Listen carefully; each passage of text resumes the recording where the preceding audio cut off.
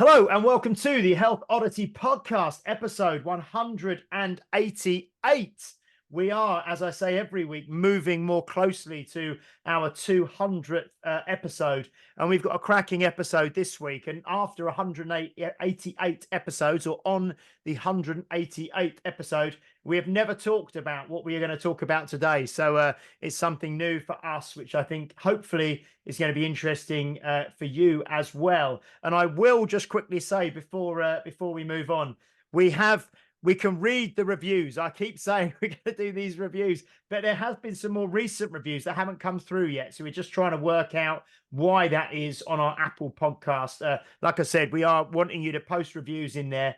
Probably do it on the Apple podcast setup, and then we will be giving away merch for people leaving reviews when they come through. We'll read them and send out either t-shirts or hoodies for Health Oddity. But do put the reviews in there, and when we can read them, we can see all the old ones, but we can't see some more recent ones. So we need to get to the bottom of that. And I've just been doing that with Pete beforehand, but we haven't done it yet. Anyway, I wanted to give that at the start, just so you're not hanging on to the end, waiting to see who's getting a t-shirt or a hoodie, because it's no one this week. Anyway, so Pete, how are you doing? I'm doing very well. This is going to be very confusing because we've just talked about the timeline of how this works. And we're talking about a film that you will have seen by the time this goes out, but you haven't seen quite yet because it's 3 weeks ago. And then talking to these guys about what they're going to do with the film afterwards as well. It's hilarious because it's all before the event. It's brilliant. I love it. I love podcast land. It's great. It is, but when people listen to this, they listen to it in order, so they'll be up to date when we get to it. Cool. Now we are joined today by a returning guest and a first-time guest. We've got two people joining us today on the podcast. First person is Mr. Oliver Loom, who is a documentary filmmaker who we had on before when his first documentary feature came out called The Summit Mentality, which was all about a 24-hour relay race up and down Mount Snowdon in Wales. Now, that was way back on episode 133. So that was about 55 episodes ago. So that was about a year ago, probably. Ollie, yeah, about a year ago we had well, it probably was around this time last year. So 55 weeks ago, Ollie was on last time, and he has a new film coming out called False 9, which we're going to talk about today. And we are also joined by Emma Rushen.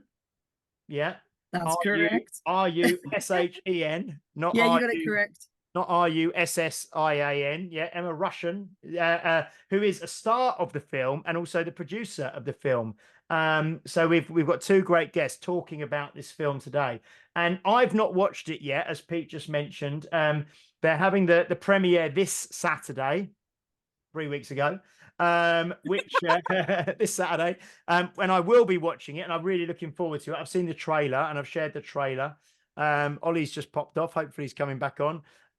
So I will be watching it this Saturday, but we're going to be talking all around the film, the story behind the film, the people behind the film, and what it's all about. Now, as Ollie's just disappeared off of our screen, Emma, that's fine. I'm going to be heading over to you first. So, first of all, what is the basis, the story, the kind of the theme of the film, and then also I'd like to know why it's called False 9 as well, if possible. But it's called False 9, if I'm not mistaken. So Emma, do you want to start by kind of telling us a little bit about the story behind this film and what it's about? Yeah, I guess. Well, it's about women's football at a grassroots level. I think there's a few different kind of messages in it, but it's overall, it's kind of creating a bit more noise and just making that level of women's football a bit more open to the public eye. Women's football has done amazing with WSL and the Lionesses in this country, and it's really kind of taken off, but the level that, sort of at the grassroots level is still kind of quite hidden and doesn't really get as much coverage. So I guess that's the kind of overriding sort of theme, if you like, whereas the messaging there's a few messages really. There's a little bit like sort of around sort of mental health and just how sport in general just can play such a big part in people's lives, with recovering sort of from any kind of sort of mental health. There's a storyline in there with regards to ACL injuries. Unfortunately, as a team, we had 3. And that's such a big thing, obviously, across the media and stuff at the moment. So again, it's just highlighting, you see like the WSL players going through their ACL injury and, back in 8 months or less than a year. And it's kind of a false economy because it's not like that at grassroots level. So I don't want to give too much away, but it helps to kind of show it what it's really like. And also, I guess, just to get to know the people. Oh no, she was Ollie. as well. I guess I'll take over from there. You continue. You can hear exactly what Emma was saying there. You continue, which seems to have a few little technical issues where Ollie dropped off. I think I better get started on editing this one after. No, it's all part of the beauty of what happens. Yeah. So Ollie, do you want to continue? As you kind of dropped off the screen, Emma was just introducing kind of the theme around the film and kind of roughly what it's about. But do you want to carry on from there? Yeah, of course. So, I mean, we talked a little bit there about sort of ACL injuries, and I feel like, as Emma said, like you'll see, like I don't know, a lioness will go out with an ACL injury and say, "All right, they're back in 8 months." Obviously, players at grassroots level like don't have the access to the physios and the surgery and all the rest of it to come back from injury. So it can be quite a long while. And as well, like when you see someone going out injured, like a lot of the time you think like that's just it, all right, they're not playing football, but you don't see kind of what that does to them like mentally, and like what it's like going and seeing your friends play every week and then not being able to join in. Like for a lot of the girls in this team, they're all basically a big friend group. So then to feel left out, so this person I'm talking about is Gabby. She's the team captain, and football has been her life. She's been a part of this team since working with management. She was like 14. I think she might have even been younger than that. But I think Simon, who's the head coach, has been her coach since she was around 14. So she's progressed with this team. And then suddenly, out of nowhere, just one random day, just really hot day, landed funny. That's it. You're not playing football for, well, how long has it been, Emma? Like nearly 2 years? Yeah, it'll be over a year.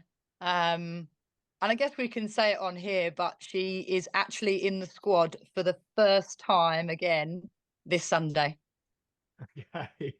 Excellent. So, what I'm going to do, I'm going to hold up this. Now, for those people who've been listening and watching for a while, this is called the acronym hammer. So when we talk about things, if we use acronyms, I tend to hold this up just to explain, because we're kind of throwing around ACL quite a lot.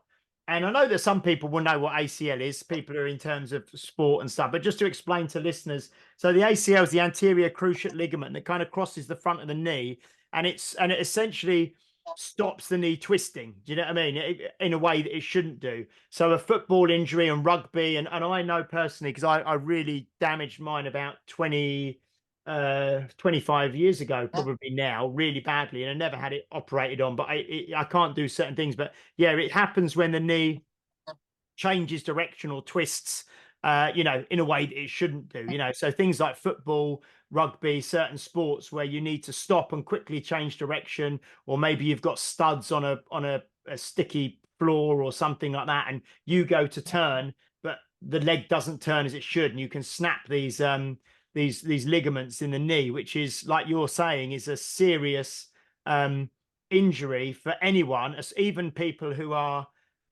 maybe at the top flights of sport, who have access to private medical care and instant sort of, they go straight into operating that day or the next day, and they have all the top rehab and top physios. So at a grassroots level, and as if a lay person has an ACL injury and has to wait to get an appointment on the NHS and then has to kind of go through all this process, that's a big thing. So Emma, you were saying that you've had 3 people out with this fairly recently, and I presume covered on the documentary, is it? Yeah, so it's all different variations, because like you say, the knee joint, there's when you rupture your ACL, you can also rupture I'm not a medical doctor, so but you can also damage other ligaments. I think it's the MCL, and also like a lot of people end up with like tears in their meniscus and stuff as well. So that's what happened to Bex. Like, she damaged her meniscus. Gabby, as we've just spoken about, actually did all three. She speaks about not doing things by halves and says she didn't do that by half either. Yeah.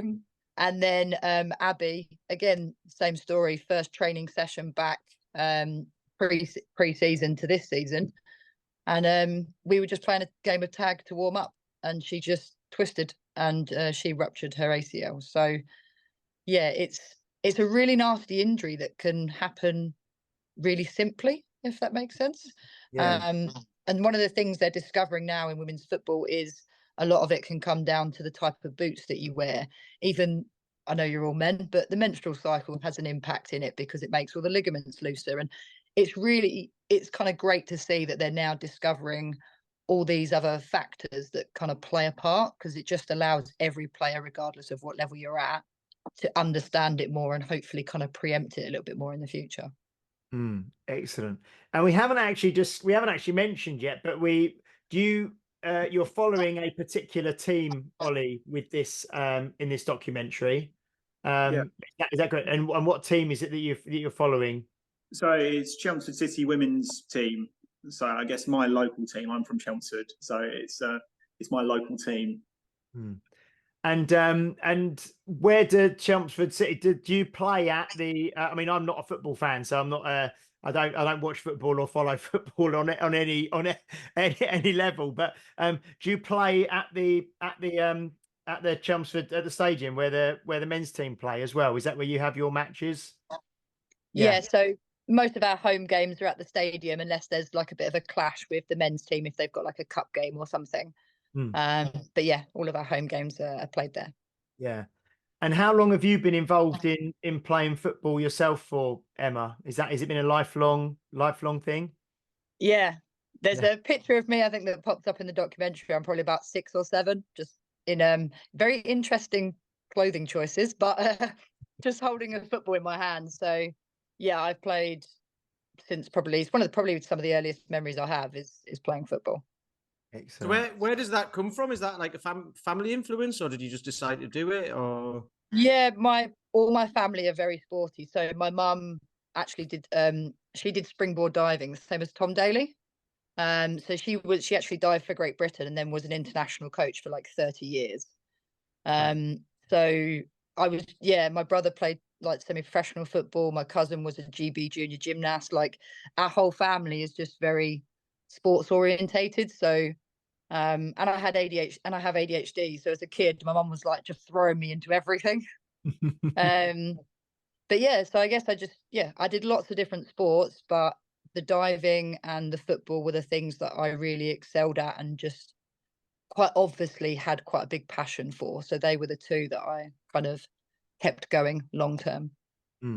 So were you diving? Like you said, your mum was a coach for 30 years.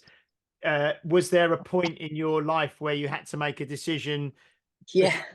Between like continuing diving more seriously or going down the football route more seriously, and what sort of age was that you had to make that decision? It like literally exactly that happened. Right. Okay. So it was when I left school. I didn't do amazing in school. Just more of being a naughty child than not being academic. I'll be honest. So yeah, I got offered. So I grew up in Witham, which is obviously not far from Chelmsford. Mum being a single parent, traveling was difficult, and I got offered a chance to go and continue my diving training at Crystal Palace in London. So the next step was training for the Commonwealth Games when I was 15, and then I got accepted for a football college, which back then, I mean, this is like 20 years ago, women's football was not very big at all. And this college was in Suffolk. It was like a football academy and a rugby academy. And they had connections and links over to the States because women's football was always big back then in the States. So it was not an easy decision, but I think I was just more passionate about the football and I didn't really know where it was going to go. But the fact that it came with like a college kind of placement as well, that was the option that I took. Excellent. And Ollie, from as a sort of a documentary filmmaker, how did this film come about? You know, the you know, having the opportunity to follow this story and to help create this story and to document the story. I mean, how did that come about after, you know, obviously we spoke about the summit mentality last time. What was the kind of path to getting this film made and your involvement in it? Yeah, absolutely. So I'm quite similar to yourself, James. I don't follow football at all. Like I go and watch football with my friends and stuff, but I'm not a football fanatic. But growing up, I love football. Like football was everything. I remember when I was in primary school, the one thing that I wanted to be was a football player. So like as part of my upbringing, I played for a football team, did all of the youth and sort of the age groups and stuff, and then it went into men's football, and I stopped playing at men's football because like I just didn't like the environment. I think men's football is incredibly toxic. You get a lot of people that are showing up just wanting to hurt people, and I'd come away from games basically just feeling like, you know, I'd just be annoyed. Like we'd win the game, but I'd be annoyed about something where someone just like tried to break my leg or something. So I stopped playing, and then like gradually after that, like I've not followed football for years now. So this is a bit of a weird project for me to kind of come into. But essentially, I reached out to the club because I was looking to make a video for my portfolio. And obviously, I made the Summit Mentality film last year and really enjoy shooting sport. And I thought a football video, there's a lot of opportunity there for like dynamic shots, and I could create and edit that would be really great for my portfolio. And I reached out to Emma, because Emma, I think she was the first person that came up on LinkedIn that was linked to the club. And we set up a call. And I think, as is a trend for Emma, a call that was meant to be 30 minutes took about 2 hours because we were just chatting. And it was Emma telling me her story that kind of inspired the film. So it went from being sort of a promo piece for the team to then being something like a little bit more personal about mental health and football, and as well about the kids that are sort of coming through the age groups. Like Chelmsford City as a club, they've got like, they're set up in such a special way. Like they've got kids, like they've got like girls teams in all of the age groups near enough, which you don't get at a lot of clubs. It's such an asset for the club. So the kind of video like touched on that a little bit, and how nice that is to see. And so we made this sort of 5-minute film about Emma's story. We called it Emma's Story, and sent it over to her. And Emma loved it and was like, "We want to do more. What else can we do?" And funnily enough, like last time I was on this podcast, we spoke about the Fabelmans briefly, but I was actually going in to watch the Fabelmans. I got those messages from Emma, and I replied saying, like, what if we made a documentary? Like we could do something like follow half of the season or whatever's left of the season, and make something a little bit more broader about the grassroots game. And so yeah, that's how the film sort of came about. I was sitting down to watch a film about a man who wants to make films, and was arranging to make a film. But yeah, that's kind of where it started, and it all just kind of came on from there. No, that's excellent. I mean, I'm really looking forward to seeing it. I know obviously Pete's not going to be watching it this Saturday, but I'm sure we'll talk about it at the end, you know, a way that, you know, people will be able to watch it kind of more widely. And like I said, we have lots of people listening in America, and women's football's huge over there. And it's something that hopefully we can get, you know, a bit of an international kind of people, lots of people watching. And I mentioned as well, because like I say, that's the thing about documentaries, I think, in a lot of ways. I mentioned just before we started recording the Welcome to Wrexham program on it's on Disney, I think, isn't it, with Ryan Reynolds and Rob McElhenney and Wrexham Football Club. And even though I'm not into football, and my wife Steph is not into football at all either, we watched that. And because it's so much more about the stories behind the players, and they focused actually quite a few episodes on the Wrexham women's team as well in that, which was really, really interesting. And some of the most interesting bits of the documentary weren't even really about football. They might have been about the supporters or the story behind people who've been following Wrexham for 60 years or whatever, you know. So I think you don't necessarily need to be probably, I don't know, I haven't seen this one yet that you've made, but I would imagine that you don't necessarily need to be a football fan to get something from the documentary. In the same way with the summit mentality, you didn't necessarily need to be into running or mountain climbing to get something out of that. I mean, does the documentary have kind of like, although it's anchored in women's football, I suppose it's more about the people behind the game as well, isn't it? Yeah, I think a big thing that we're trying to do is kind of show how passionate the girls are for the game. So that's a massive thing. Like, I actually, Welcome to Wrexham was a big inspiration for the film. There's a few shots in the film that I basically just nicked like straight from the opening of that documentary. But what I love about Welcome to Wrexham is the town is such a big character in it, and in our documentary, the club and the club culture is quite a big element in it, because the way that Chelmsford's doing things, like they're not running, they're doing it for all the right reasons. Like there's a lot of male egos in the women's games, like lots of coaches that are kind of doing things for the wrong reasons.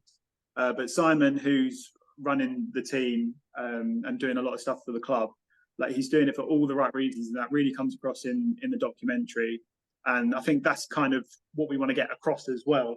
But yeah, it's not just for football fans. I think there's something that everyone can take from it. So Emma, how long have you been involved at Chelmsford or been a player at Chelmsford for? I joined Chelmsford in 2019, I think it was. Okay. Yeah. And what have you been doing? Had you been playing for other women's teams previously to that, and then you moved over to Chelmsford? I mean, have you been? No. Oh, okay. So I guess my story is very similar to lots of other people, work and life get in the way. So I played football up until I was about 17. So got to a good level and stuff like that. And then there was a few things that happened, unfortunately, that resulted in me actually getting removed from the college that I was in. And because of just the way it happened, it's easy when you look back now, you can see, or I can see, that I just wasn't mentally in a very good place. But at the time, when you're 17, you don't know yourself at all. You don't really understand it. And because of what happened, it sent me on a bit of a downward spiral for a couple of years, and I actually never played football again until in 2019. I kind of hit rock bottom when it comes to mental health. There's not much further you could go than where I was. And one of the things that kind of I thought would really help me get better and move forward and kind of get back to being myself was just being able to play football again and having things in my life that I just looked forward to and enjoyed doing. So it's kind of, a lot of people think I played like my whole life, but slightly different. And so sorry, go on, Pete.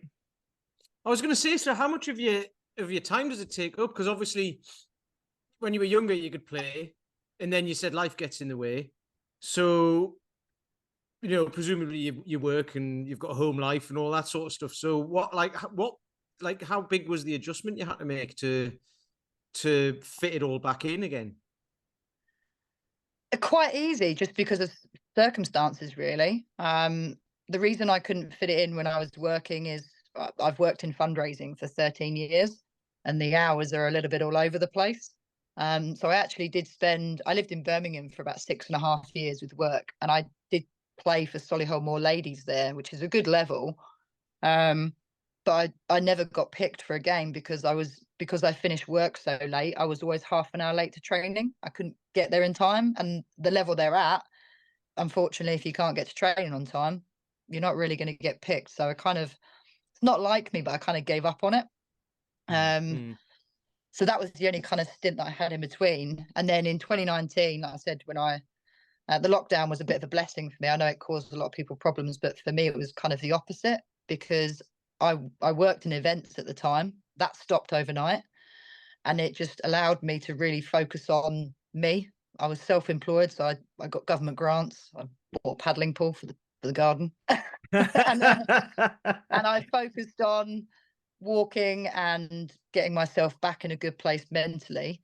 And then because I left my old job when that happened, I actually got offered a new job, still in fundraising within the same company, but a desk job. So then I started a 9 to 5 job. So all of a sudden, everything was just kind of, I know it sounds a bit cheesy, but aligning for me to be able just to have that work-life balance again, which was the most important thing for me at that time. And I'm very lucky that my boss at work has known me for 13 years. So he makes sure that I travel a lot for work, but I never travel on Sundays because I have a football match. You know, he makes sure that if I need to travel and go and do something, I don't have to do it on a Wednesday because we train football on a Wednesday. So I'm very lucky that I work for a great company, but also I guess my priorities changed in the sense that I didn't need to be a workaholic anymore and didn't want to be. I am a little bit. People probably think that's funny, like that know me. But yeah, so that was it really. It just circumstances changed and priorities changed, and football became probably one of the most important things in my life, really. I think that sounds amazing because, like you mentioned, work-life balance, and you know, I work for myself now, but I've worked in a company years ago, and you were just expected to be there all the time, work hard, you know, all that sort of stuff, like you would be expected to. But then that whole thing of having a boss who's like, right, you know, you as an individual can't travel on a Sunday, you can't, like, you know, work late on a Wednesday and stuff like that, when other people might be able to, which is fine. I think that's brilliant. And like the more we could have of that within companies, the better, because then people get it just makes people happier, right? Because then you get happier workers and happier people in general. Exactly. If you feel good, you do everything else good is my kind of motto. But yeah, I am very fortunate that the company that I work for is all about its people. You know, when you work in fundraising, it is people based. So they very much have that ethos of, yes, obviously you need to get your work done and stuff like that. You know, I have missed the occasional training session where I've had to travel, but if I can do it by doing both, then yeah, they're all for that because they know I give 100% to anything I do anyway, and they know that. So they have that trust in me. So, but yeah, I do agree. A lot more companies should be more about the people and look at them like an individual person and not a number. And how did you how was that transition back into playing football after, or you know, football becoming one of the main parts of your life, having had this big gap where you weren't playing football? Just, I mean, even just on a physical level, going back to playing football, your fitness, your conditioning, your touch of the ball, your, you know, all that kind of stuff. I mean, how hard was that to kind of almost try and pick up where you left off sort of many years previously? Initially, it was very scary. That was more not so much the football, but more like the mental health kind of side. I turned up to like 2 training sessions and just sat in the car and didn't get out because it just didn't have like the confidence to do it. And then I was shocking. Like my mind still knew everything that I needed to do, but the legs just couldn't keep up with anything. So actually, it was a real roller coaster. So I started training. The first game that I played for Chelmsford City was a pre-season friendly, and I got injured and rushed to A&E. And I tore all my ligaments in my ankle. It was like a balloon, and then I couldn't kick a football for about 8 months. And then the first game that I played back was the last game before the first lockdown. So my initial time was interesting, and it was a running joke for about a year after that of like, oh, do you reckon you're going to play more than 10 games this season? Like I spent a lot of the first season after that just picking up lots of injuries. I had like 2 concussions, 2 black eyes, like all sorts of like little bits and pieces, groin strain. A lot of it was just down to, like, I'm an extremely determined person. So if I'm running after the ball, if I want to win it, like, you're going to have to take me out or I'm going to fall over because my legs can't keep up with my body kind of attitude. So I think that caused a lot of the injuries. And then since then, I've been doing a lot of work outside of the football. So I go to the gym now. I have a personal trainer, and just kind of trying to keep myself fit so that I can carry on playing, hopefully for at least another year. Yeah. But I've now been injury free for like all this season, touch wood. So it's okay. I was gonna say all the way through that, I bet you were thinking I should have chosen diving. Yeah, that's true. You land on a soft water. Well, you say it's soft, but when you dive from 10 meters, you hit the water about 30, 35 miles an hour. So Yeah. it's not quite as soft when you land flat belly, I'll tell you that.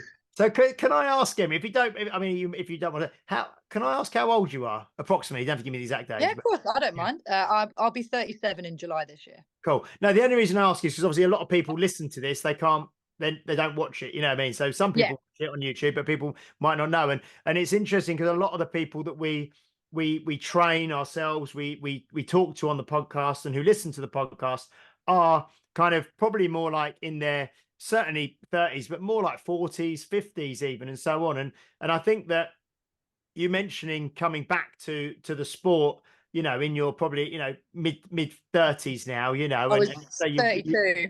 yeah, and you want to play at least another year, which is going to take you to kind of maybe 38 kind of years of age.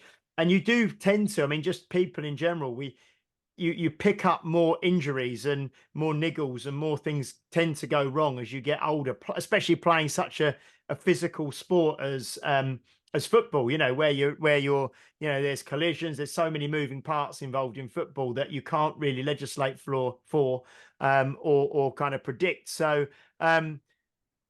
but you did say just then that, you know, you've got a personal trainer now, you're training in the gym, you're having to kind of, I suppose, take your health, your body, your resilience a bit more seriously now than maybe you would do if you were playing football in your teens, don't you? Yeah, it's the recovery that I think is the big difference.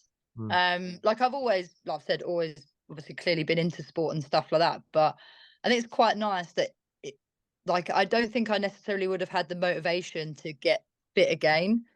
Like I've also quit smoking. I haven't smoked for 2 years as well. So, you know, going back into football again has given me all these kind of extra add-ons, if you like. But yeah, so I have a PT. I now do cold baths, which are horrible, by the way, but they're really good. I use a physio. I've got like a sports massage lady. So, but for me, that's like money well invested because it's the football that has been the driving force for all that to happen. But that's only going to benefit me when I don't play football anymore. So it's kind of a win-win, really. Do you think I was just going to quickly ask, sorry, Pete, do you think maybe when you stop playing football, you know, and it may be, you know, a year, maybe 2, it may be 3 years, whenever it is, do you think you'll still be involved in football now, maybe from, you know, coaching or helping the team in some way? I mean, do you think you'll still be involved in the team and football in general when you stop playing yourself? So I'm actually already involved. So I actually look after all of the sponsorship for the whole of the women's kind of side of the club, from the first team down to the youth. And I also look after most of their social media and help to put together like some of the posts and the match day graphics and all that kind of stuff. So so that's what I'll probably continue doing. And then potentially, you know, maybe be able to have a seat on the board and have a bit more of a voice and an impact, because I feel like I could make a big difference that way by utilizing my skills that way than maybe just coaching. But yeah, I was kind of involved pretty much from like 6 months in, because I've been involved in fundraising and sales all my life. When I arrived, like they had no sponsorship really. The badge wasn't the same logo as the rest of the club. Like there was just so much mismatched stuff, and that wasn't anyone's fault. It just kind of been taken to as far as it could go at that level without someone kind of owning it. So I just thought I could make a big difference by using my skill set there. Excellent. Were you going to ask something, Pete? Sorry, I cut you off. Yeah, this is something I've heard on a couple of different podcasts recently, actually. And hopefully it doesn't ruin the documentary. But you don't have to answer the question if it will do. But which comes first? So you say, you know, the whole the mental side of it and becoming mentally strong and stuff through playing football, or the physical side, which the way I've heard the question asked is which is more important or which comes first, because there's one downstream from another one. And there's different answers, isn't there? Because people think you need to sort your head out first and then you'll get fit, or you can start your fitness first and then the mental side comes with it. And obviously you've been on both sides of that. So what would you say to that? I don't think there's one answer to that question, because I think it's I think it's different. I think it's different for everybody, but I think it is a bit of a revolving circle. The hardest bit is actually making a start, if that makes sense, because obviously when I started, I was mentally not in a great place and clearly physically not in a great place. So it's a tricky one to answer, but yeah, I think it's just a revolving circle, because I do believe that you can be physically in the fittest state of your life, but if you don't walk onto the pitch mentally prepared and thinking that you're going to win the game, then you're probably not going to perform the best you can, because I do think subconsciously it affects your physical performance if you're mentally not on point, if that makes sense. Or it definitely does for me. So I think for me, my mental drives my physical, because it's the way that mentally, it's the way you talk to yourself, the way that you kind of, gear yourself up for a game and all that kind of stuff, that makes me perform physically to a higher level. So that's how I would say that. Excellent. That works. That's good, because Sean, who we had on the other week, Sean Conway, who we mentioned to Ollie earlier, he was talking about his endurance stuff, and he said it was someone else who said it. We mentioned it to Paul McElroy, didn't we? It's like he said it was 100% mental and 100% physical as well. So he had a similar view, I think. Ollie, can I ask, from your experience as a kind of a filmmaker and having done the Summit Mentality and then come on to this, which I think is your second kind of feature documentary, what did you learn from the first one that you kind of brought to this one? Or is it just about capturing as much footage as you can, and then it's most of the work's done in this sort of editing process? Do you know what I mean? Did you look for different things in this one the second time around because you had that experience from the first one? Or just kind of just interested to know. Yeah, I mean, probably a lot of the stuff that I've learned, I probably can't like pinpoint. It's a kind of an evolution of experience. This project was a lot more difficult than the Summit Mentality film. The Summit Mentality film, that the core event was a 24-hour race, and then we did like a series of interviews around that. So like the timescale, very short. For this one, we started filming in November 2022, and we were filming through to we got the rest of the kind of story footage in July, the presentation even that they had in July. So like the scope of this project was a lot bigger. So it is kind of apples and oranges, but yeah, I'm not really sure like what I would say I've learned. I guess kind of, like talking to people and kind of the questions that you ask. And as well, like when it came to like putting the final edit together, knowing what bits that I would need to link the scenes together. Because this film kind of evolved very much. So we've not really spoken about kind of what the overarching kind of story of the film is, which is the team want to get promoted. Like they've been like trying to get out of the league that they're in for years now. And last year, the year before this film set, they came really, really close. Missed out on promotion by just 1 point, lost it on the last day of the season playing a double header, which a double header is 2 60-minute matches against one team that you play back to back. They needed to win a game and draw a game, and they lost one of the games, and so that was really sad. So the idea of the film is they're coming back from that moment and they're going to play and win this season. So that's kind of the story. We're going to win the league this year because we came so close last year. But then the setup of the film is Gabby's injured, her centre-back partner's injured, top goal scorer is injured. Bex, who's top goal scorer, she scored 40 goals in the previous season. 2 players leaving from injuries, and as well something we didn't mention, the track at Melbourne Park was being redone. So half of the season they're playing without their home ground. So a tremendous amount of odds stacked against the team. We want to get promoted. Like it's going to be it's going to be really tough. So I guess the main kind of storytelling thing that was difficult for me was navigating all of those difficulties. Because like saying it now, it sounds, that's obviously what you'd make a film about. But then at the time, it's trying to work that out, that is the story. So it's been a real kind of journey to kind of bring this film to life. And I won't lie, it's been really difficult. It's definitely the most complicated project that I've taken on. And to make it, when you watch it, for it to feel so simple and seamless, that has taken a lot of work to craft.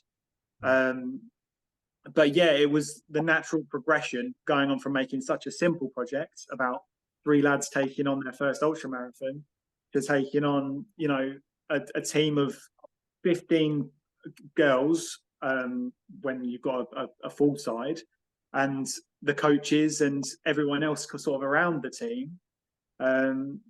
Yeah, it was a tremendous kind of undertaking. So was it made fully with the cooperation? Obviously, it has to be, I presume, with the cooperation of everybody. So everybody was kind of on board. You're here to make this film, this documentary. You're documenting the season, or you know, this period of the season, and Yeah. you had kind of access to talk to everyone you wanted to talk to, and everyone was kind of on board with this, and it got the support of the club and all the rest of it. Yeah, it was kind of weird because it was like I'm just like when I'm filming a documentary, I just look like a random guy with a camera. So it's like you don't have the whole brand. Like I think some of the girls thought that I was just like a bit of a creep just standing in the corner watching. But yeah, Rosie said that on the radio, didn't she? She was She like, did, but not in yeah. a creepy way. Just standing Yeah. in the corner with his camera, yeah. Well, that's it, yeah. So I mean, they gave me a good amount of access, but as well, I feel like there was kind of a bit of, they don't want it to be a distraction as well. So when they're training in the lead up to the games and stuff, I tried to just sort of operate in the background and not get involved too much. But yeah, I mean, I think when the team, like when they see the film, and I think they knew, like Simon especially, like knew what we're trying to do with the film. Like they know that, yeah, they will like fully cooperative.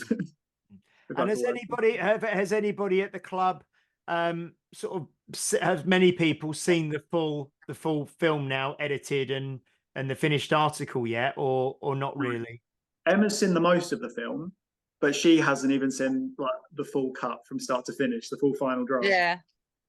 I So, did say to him, like, I don't want to see like the whole thing. I want the first time, because I've seen quite a lot of bits of it, but I want the first time I experience that to be with the rest of the team, like yeah. watching it live. So, and that's kind of made it difficult as well. So we're showing the film on Saturday for the first time, and we've booked out kind of the biggest venue in Chelmsford. And I think because none of the girls have seen the film, they're not really promoting it because they don't know what it's going to be. So I don't know how they're going to be portrayed. Well, exactly. Like, yeah, they don't want to bring all of their friends and families to see something where I don't know, they fall on their ass or something. Yeah. So yeah, but no, I'm really excited to see their reaction, and hopefully it's better than they ever expected it would be. So is there like a lot of people from the team and from the club and like the coaches and all that? Are they all going to be there on Saturday to see it? Or most people will be there, yeah? Yeah, yeah. I mean, Emma sort of knows more. Yeah, so there's about, I'd say, about 80 people in total. So like the youth players, for example, that were in it, we sort of invited them to bring along like one of the parents with them. A lot of the first team are there, so the team that I play for. And I think like they've realised as the time's gone on and as it's got gained a bit more traction and, you know, more people have been interested, they're like, actually, this is like a proper, you know, documentary, a proper short film, because it's not something that they would have ever expected at this level to be done. And then we've got a few kind of guests that we've invited, a few sponsors, obviously the gentleman who funded the project or sponsored it, so hopefully he will be there. And we also invited the chairman of the club as a whole, and he's coming with his wife. So yeah, so it's a good kind of mixture of people from the club. No, it's fantastic. That's really, really great. And how are you? Obviously you're showing it on Saturday, Ollie, for the first time. Are you happy with the finished product the finished film that you? Oh yeah, absolutely. Like, considering the way that the story went, I'm really pleased with how it's come together. That sounds like really vague, but yeah, I am really proud of how it's come together, especially considering, like, but I had help filming some of the games. We had Chris from Chris Berry Media, who films football matches, so he was filming coverage of like most of the games, but everything else, it's just been me. So all of the filming, all of the editing, story writing, all the rest of it, it's just been me, and obviously Emma as well, helping organise everything. I was going to say, I offered to help out with videoing and stuff, but I am not good enough. 100% not good enough. I thought I could be until I watched Ollie work, and I'm just like, yep, I'm just going to offer my help, so I'm doing the right thing, but I know it's not going to be needed. You're just going to stick to being a natural producer. Yep, that's where it's at for me, I think. Excellent. So if this doesn't spoil it as well, where does the name come from? So it's False 9. Oh, are you allowed to tell us? I asked that question at the start, and then when my I did ask that right at the start, didn't I? Yeah, my laptop decided to reboot. Yeah, itself. okay. But Ollie, do we want to answer that, or do we want to? Let me introduce you, saying what it is. So I'm a purist artist, so I kind of I feel like you shouldn't really explain like the meaning of something. It's up for the kind of the person to interpret it how they interpret it. So that's kind of what me and Emma have discussed. Like, should we explain kind of what the meaning behind the film is? But I think I'm happy for Emma on the Help Odyssey podcast to explain what the meaning behind the film is. If you'd rather not say, that's fine. We'll get. No.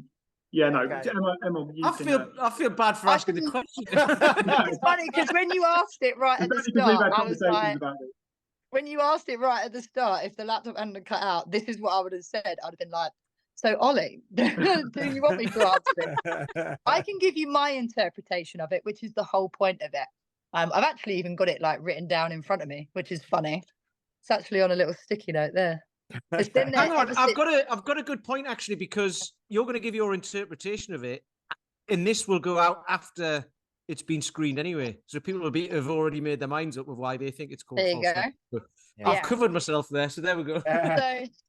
So the way it works, this is so random as well. The fact that you've asked this question, this has been up on my notice board, or my vision board, if you like, for about a year. Well, ever since we came up with the name, which was last year sometime, long time ago. So False 9 is a position effectively on the pitch, which, you know, even if you're not big football fans, most people know that. But it never used to be. It actually started as a bit of a made up position, a bit fake, like people didn't take it seriously, until people like the likes of Harry Kane and stuff like that came along and absolutely mastered that position. And then it became almost like a recognized position on the pitch. So, and it's kind of, as a position, I've got written down here, it's disruptive, it's creative, and it creates opportunity. So if you kind of resemble that as almost like an analogy to women's football started as a bit fake, a bit made up. People didn't take it seriously. No one kind of gave it any attention or any coverage or all of that you can go into. Fast forward to today, it's become recognized. It's a professional sport, etc., etc. So that's kind of how, I mean, it's different for everyone. I think Ollie thinks of it in a different way as well, but that's for me how I kind of relate it to the overriding kind of arch of the film, if you like, or the name of the film. Excellent. No, that's brilliant. And Ollie, you're going to maintain your artistic integrity, and you're going to be okay. No, I can't wait. I'm really looking forward to seeing it now. And you know, I was looking forward to it anyway. But having spoke to you both, and obviously I'll be able to meet you both in person again on Saturday, will be fantastic. what is the best way? I mean, Ollie, first of all, maybe for you as a as we start to wrap up, what's next for you in terms of, have you got another project that you're kind of moving forward with at the moment, or that you're working on next? I mean, what's the next documentary or piece of work that you're going to be working on? Yeah, absolutely. So, as you remember, Travis, who has been on the podcast, part of the Summit Mentality film, he's just announced this week that he's doing a High Rocks competition. Well, not a High Rocks competition, a High Rocks challenge. At his gym, he's going to attempt 12 duo High Rockses in 24 hours. He's doing that in mid-April, all for charity. And I'm going to be covering that event with him. So that's kind of my next sort of big event. And then, sort of in the meantime, I need to get a little bit of work, because this football film has taken over my life. I need to get some clients into my video production business. To fund the other side of my business. Excellent. That's the other side to it. Sorry to jump in as well, but that's the other side to it as well. Is yes, we want people to watch it, but also hopefully the more people that watch it, and if we do any further screenings and stuff, I'm hoping that will then give Ollie a bit more of a recognised name as well for the work that he's done. So then it will only help, hopefully, him bring in more work and bring in more projects at the same time, because he should be, I know it sounds a bit cheesy, Ollie, sorry, but he should be recognised for the work that he's done, because he has literally put his heart and soul into this for like the last year of his life. So yeah, so if anybody does watch it and has seen it by the time this is out, and you love the work that he's done, drop him a message and get in contact with him, because he's one of the best people I've ever worked with. Excellent. Oh, that's superb. So Ollie, if people do want to follow you, we did it last time you were on, but to follow you, to find out more about your work, either commercial work that you do, or the kind of more creative projects and things that you're doing, like documentaries and things like that, what's the best way for people to follow you on social media or whatever? Yeah, absolutely. So my Instagram is sort of the best place, or my website. So it's at Oliver James Creative on Instagram. And my website is www.oliverjamescreative.com. As well, there'll be a page for False 9 as well, where you'll be able to hear a bit more about the film, which will be oliverjamescreative.com/False 9. At the minute, there's a program on there for the event, but after the event, it will be, by the time this comes out, it will be all of the information of what we're going to do with the film next, and the trailer and all the rest of it. That's my side.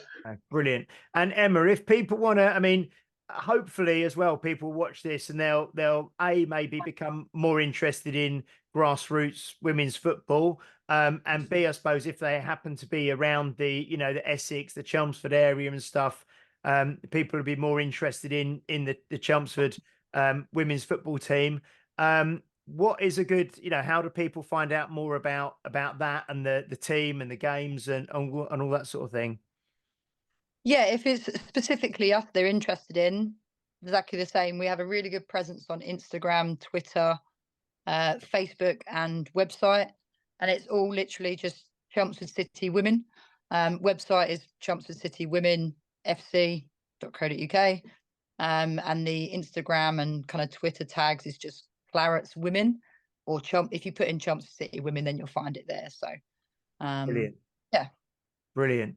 Excellent. Well, thanks so much for both of you for joining us today and talking about this, because it's like I say, it's not something we discussed before, and it's nice to sort of discuss the film and the kind of artistic way the film was made, and then also the subject matter of grassroots women's football, and we've just touched on a few bits obviously with you, Emma, there. The short that you made originally, Ollie, that was just called, was it Emma's Story? Is that what the short was called? Is that going to be is that available anywhere to watch, or is that shown anywhere? I think we'll probably release it a bit more widely after the film's released, because a lot of the content from that short video is in the full film. So that will probably come out a bit later, I reckon. But that would be on my YouTube channel, which is again Oliver James Creative. Yeah, excellent. Thanks so much, both of you. That's great. And and I can't wait. Like I say, it's Thursday today in the real world, and so it's in about 48 30. Yeah, in about 48 hours, I'll be watching the film. So Yeah, really, really looking forward to seeing it. And like we say, as soon as we're available, as soon as we know, where it can be watched more widely and stuff, we'll share that obviously with everybody, and we'll talk about that on the podcast going forwards. But yeah, really look forward to seeing you both on Saturday evening at the premiere of this film at the big theatre, which will be great. Anything you'd like to say, Pete, as we wrap up? Yeah, I had a bit of a thought. I don't know anything about football, right? But I had a bit of a thought at the beginning when Emma was telling us about like the choice you had to make, and I was thinking, like, if you'd have been playing Italian football, the diving training would have come in handy, wouldn't it? Am I allowed to say that? I don't know. Of course, you're allowed to say that. I'm not offended because I don't dive. And that's one of the benefits of women's football. I'm just going to put it out there. A lot of people like that about women's football, is that they just get up and get on with it. Whereas the men, they like a bit of a roll around first. Bit of a lie down. Exactly. They need a break.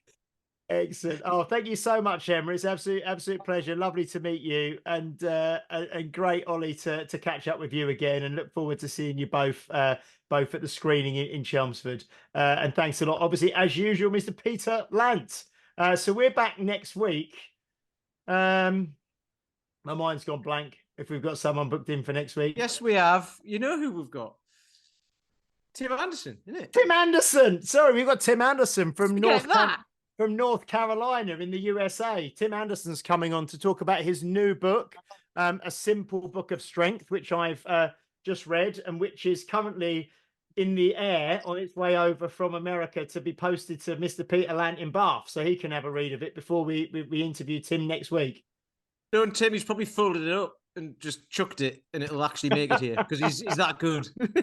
Do me. Yes, we've got Tim Anderson back on, and then obviously Tim and Dan are over from the States, April the 13th and 14th in Chelmsford in Essex, for a unique weekend workshop, and Mr. Peter Lant will be joining us as well there, so that's going to be great. Ollie, what date is the High Rocks thing you're doing with Travis? Can you remember off the top of your head? No. Oh, I think it might be the 6th. I think it might be the 6th of April. Okay. Oh, because I was going to maybe this doesn't need to be done on air, but I was going to contact you about maybe a little bit of work when we've got this workshop over with Tim and Dan coming over from the States. It's the following weekend, but I'll ping you a message about that. Okay, cool. Everyone doesn't need to know about that. That's fine. Right. Okay. Brilliant. So Ollie and Emma, I'll see you on Saturday night. Pete, I'll see you next Thursday with Tim Anderson for episode 189. Thank you, everybody, for listening, for watching. Please do like, share, subscribe, leave a review, preferably on Apple Podcasts for us. Give us 5 stars and write something on there. And when we can read the new ones, we will be issuing some merch. We're still on top of this. I know it's dragging, but we are getting there. And we'll be back next week with Mr. Tim Anderson from North Carolina in the USA, talking about A Simple Book of Strength. Until then, bye-bye.